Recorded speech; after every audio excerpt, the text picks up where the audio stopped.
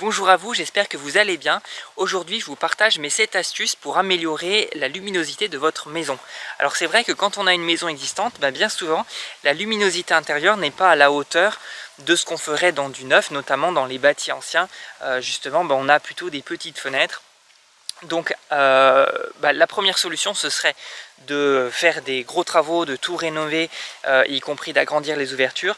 Mais aujourd'hui je vais plutôt vous partager des petites astuces que j'ai utilisées dans des projets un petit peu plus modérés ou plus ponctuels, où il y a à la fois des besoins de réorganisation intérieure, puis à la fois parfois effectivement le besoin de luminosité. Donc c'est des astuces que j'ai utilisées pour répondre en même temps à plusieurs problématiques. Alors la première astuce, ça peut paraître très basique, c'est de tailler la végétation qui est autour. Donc c'est vrai que parfois on a des maisons qui sont un petit peu envahies de végétation aux alentours.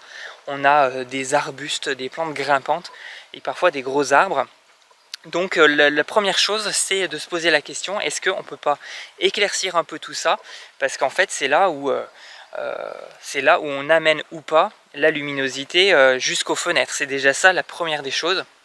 Donc attention quand même à ne pas vous priver de végétation qui serait intéressante l'été pour l'ombrage. Donc regardez bien qu'est-ce que vous allez enlever. Mais en tout cas, il y a un juste équilibre à trouver pour avoir un petit peu d'ombrage l'été aux endroits stratégiques, là où vous allez avoir votre terrasse par exemple. Mais en même temps, pas faire trop d'ombre sur vos fenêtres. La deuxième astuce, c'est de regarder vos fenêtres, comment elles sont faites. Donc si vous avez des fenêtres avec un meneau central, c'est-à-dire ce genre de configuration, donc ça c'est ce qu'on appelle l'ouverture à la française. On a deux battants et ça s'ouvre par le milieu. Et on voit ici qu'on a notre meneau central qui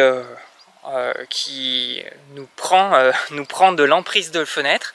Et alors la version pire, c'est ça, c'est qu'on a notre meneau central, mais en plus on a des petits bois de chaque côté. Alors on peut en avoir plus ou moins, là j'y suis allé un peu fort, mais ça ça nous prend beaucoup d'emprise de la fenêtre, et donc on voit qu'on a plein de petits carreaux vitrés, alors qu'en fait on pourrait le remplacer par un grand vitrage. Donc une astuce assez simple en fait, c'est de faire ça, c'est de remplacer vos fenêtres par un châssis avec un seul ventail qui peut être en oscillobattant, qui peut être fixe aussi. C'est encore mieux de point de vue luminosité parce que le châssis fixe aura un cadre très fin. Voilà, donc ça peut être une chose intéressante à faire. Donc c'est vrai qu'il faut remplacer la menuiserie, mais je trouve que l'efficacité entre l'argent que ça va coûter et ce que ça va apporter, c'est assez intéressant. Et puis bien souvent, en même temps, ça permet d'améliorer la thermique du bâtiment avec une fenêtre plus performante, mieux étanche à l'air. On améliore aussi l'acoustique. Enfin bon, ça peut être un bon investissement. Alors attention quand même, parce que des fois, on a des secteurs patrimoniaux où on est à proximité d'un monument historique, où on peut vous imposer quand même de mettre des petits bois. Donc voilà, ça il faut bien se renseigner. Et comme chaque fois quand on modifie une façade, il faut demander une déclaration préalable de travaux. Donc voilà, c'est à bien penser avant de changer vos fenêtres. La troisième astuce, ça consiste à, donc c'est un peu dans le prolongement de ce que je viens de dire, ça consiste à casser la lège. Donc on va aller un petit peu plus loin que de simplement remplacer la fenêtre. Et là on va se dire, on va casser la partie basse qui est maçonnée. C'est ça qu'on appelle la lège, c'est ce qui est en dessous de la fenêtre, c'est le soubassement. Et donc ça, d'un point de vue maçonnerie, c'est beaucoup moins lourd que de faire une reprise de porteur au niveau du linteau. On va simplement couper le bas de la fenêtre, refaire un appui, et du coup on va pouvoir gagner de la surface de vitrage. Alors ce qu'il faut noter, c'est que c'est toujours plus intéressant de gagner du vitrage en partie haute qu'en partie basse. Pourquoi? Parce qu'en partie haute, on va pouvoir amener la luminosité plus loin, plus en profondeur dans la pièce. Mais pour ça, il faudrait faire des reprises de linteau. Donc si on démolit la partie basse, on améliore la luminosité tout de suite à proximité de la fenêtre. Donc ça peut quand même avoir de l'intérêt, d'autant plus si on l'associe à la 7e astuce que je vous dirai tout à l'heure. La 4e astuce, ça consiste à remplacer la porte d'entrée. En fait, il y a plein de il y a plein de projets maintenant où en fait le hall d'entrée, eh ben, on a une porte existante qui est bien souvent une porte opaque, une porte pleine, donc qui ne laisse pas passer la lumière, où en fait on va transformer l'ancien hall d'entrée qui bien souvent était fermé en un hall d'entrée ouvert sur le séjour. Donc ça peut être très intéressant du coup, à moindre coût encore, de remplacer notre porte d'entrée non pas par une porte d'entrée standard, mais par une porte vitrée. Et donc on peut tout à fait avoir, ça existe, hein, des portes d'entrée vitrées, donc on a tout ce qu'il faut d'un point de vue sécurité, mais en même temps on va pouvoir gagner en luminosité dans le hall d'entrée et du coup par conséquence dans la pièce qui va se trouver juste à côté, qui bien souvent est le séjour ou la cuisine. La cinquième astuce, ça consiste à casser une cloison pour bénéficier de la luminosité de la pièce d'à côté. Alors j'ai eu le cas dernièrement sur un projet où en fait on avait une cuisine qui était positionnée sur l'angle sud de la maison. Donc du point de vue luminosité, c'était au top parce qu'on avait une fenêtre au sud-est et une autre côté sud-ouest. Et en plus côté sud-ouest on avait une super vue. Eh bien c'était chouette pour cette cuisine, mais ce qu'il y a, c'est que le séjour se retrouvait un petit peu en arrière-plan par rapport à ça, donc le séjour était beaucoup moins lumineux. Donc on a fait le choix de casser la cloison entre la cuisine et le séjour, et ça a permis du coup de faire profiter au séjour de toute cette luminosité et même de la vue qu'on avait dans la cuisine. Une autre déclinaison de cette astuce, ça consiste non pas cette fois à casser complètement la cloison, mais à mettre une verrière dans une cloison.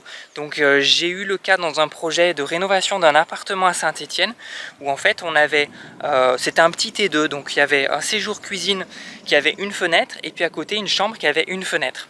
Donc pour le séjour cuisine c'était un peu juste, il manquait un peu de luminosité.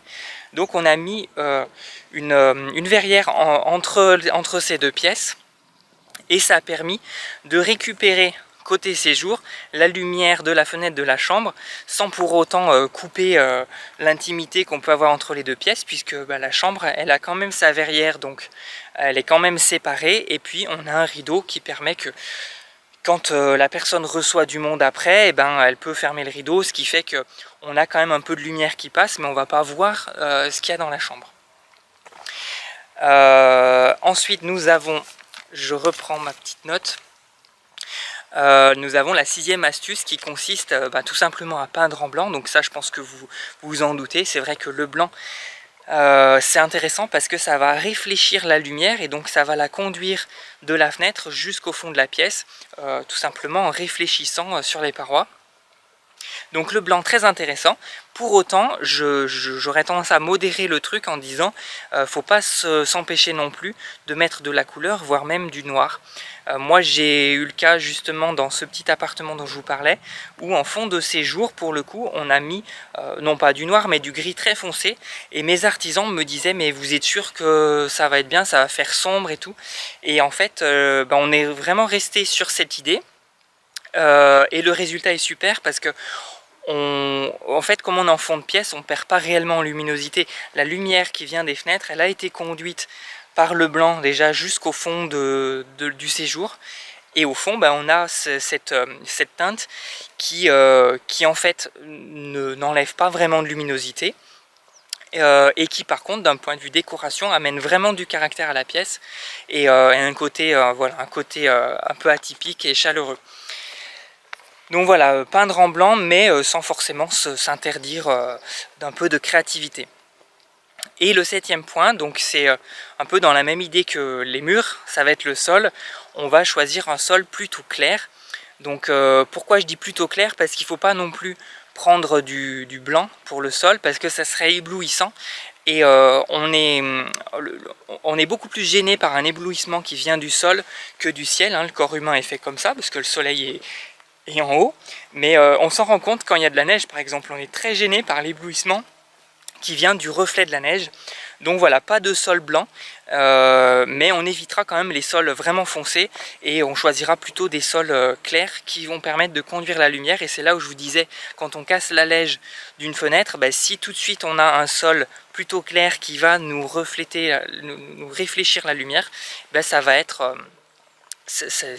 profitable, quoi, le cumul des deux. Voilà, donc ben, j'ai fait le tour de mes 7 astuces que j'ai déjà employées dans mes projets, que je conseille régulièrement à mes clients. Dites-moi dans les commentaires si vous pensez à d'autres astuces qui vous semblent intéressantes. Voilà, et je vous souhaite une très bonne journée, je vous dis à bientôt, ciao.